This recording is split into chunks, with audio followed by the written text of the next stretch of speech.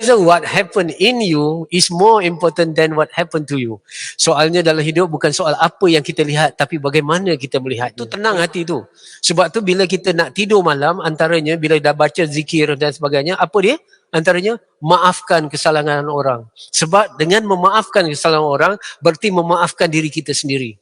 Kerana api kemarahan kita kepada orang lebih membakar diri kita berbanding diri orang yang kita marahkan. Boleh faham maksud saya?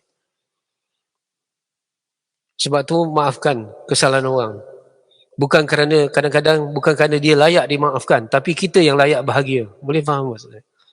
Kita marah-marah, hasad dengki dengan orang ni, kita minum racun sendiri dengan harap orang tu mati.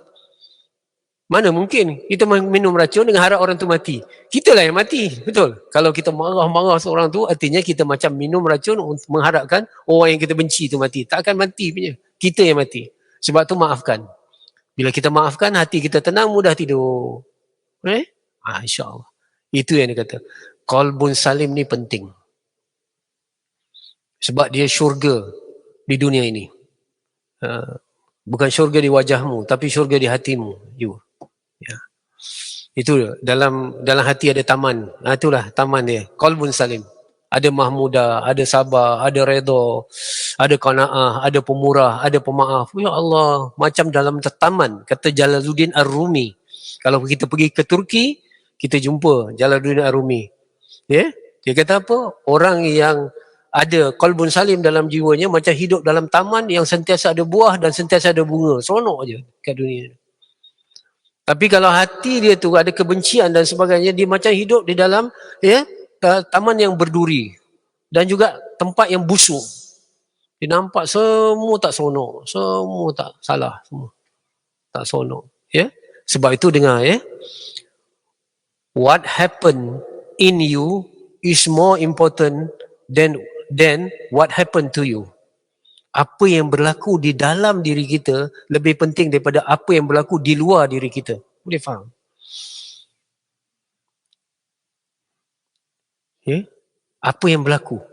Kalau hati kita tenang, contohlah, satu hari hati kita tak tenang. Saya buat contoh. Kita marahkan seorang, kita frust, kita kecewa dengan seorang. Hati kita sangat sempit waktu tu, sangat marah. Start kereta nak pergi tempat kerja, hujan. Hujan aja. Sat lagi banjir kilat lah. Ini mesti jam, geram aja. Hujan. Satu hari yang lain, hati kita penuh cinta. Seronok. Hati kita gembira. Start kereta yang sama, pergi tempat kerja. Hujan. Hujan yang turun bagaikan mutiara. Wow, bersajak pula jadi. Hujan-hujan yang sama, tapi apa beza? What happened in you is more important than what happened to you. Soalnya dalam hidup bukan soal apa yang kita lihat, tapi bagaimana kita melihatnya. Boleh faham ya? Sebab tu tukar perspektif selalu. Tukar perspektif. Faham ya? Dalam hidup ni tukar perspektif. Ini kita dalam hidup. Rasulullah SAW pernah jumpa para sahabat dengan sahabat-sahabat, tengok kambing, bangkai kambing. Tengok apa yang kamu nampak kambing ni, ada orang nak beli ke? Tak ada orang nak beli. Tapi Rasulullah kata apa? Tengok gigi dia masih putih. Maksudnya Rasulullah nak didik para sahabat melihat sisi-sisi positif walaupun benda tu negatif. Boleh faham maksud saya? Semalam saya cerita tentang sakinah dalam rumah tangga. Dia kata, ada orang kata, suami saya pemarah, gini-gini, asyik tengking aja, gini-gini. Dah hidup berapa tahun? Saya kata, dah hidup berapa tahun dengan suami tu? Dia kata dah 30 tahun. Tak berubah-ubah. Dan nak masuk 40 tahun dah Ustaz. Masih marah daripada zaman muda masa kahwin sampai dah tua. Baran je. Dan sebagainya.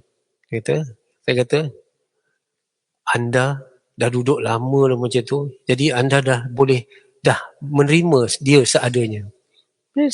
Terima dia seadanya. Betul Boleh faham Kalau dapat limau masam, buat air limau. Dapat limau masam, buat air limau. Jangan mengutuk. Dah jadi suami kita, nak berpisah. Apa lagi dah 40 tahun. Betul tak? Tapi percayalah, kalau dia meninggal dunia, anda akan rindu walaupun kemarahannya. Kenapa hari ni macam ada satu tak kena lah. Ya Allah. Nangis. Betul.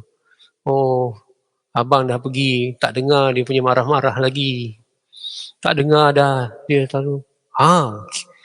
Marah dia pun kita akan rindu. Tahu? Inilah kehidupan, betul lah. Ya? Jangan kita cuba, kadang-kadang kalau satu benda tu datang, kita cuba adjust. Tapi kalau tak dapat adjust, kita yang sesuai kena. Kita kena sesuai dia. Accept, kita kena accept dan adjust. Itu satu. Okay. Baik.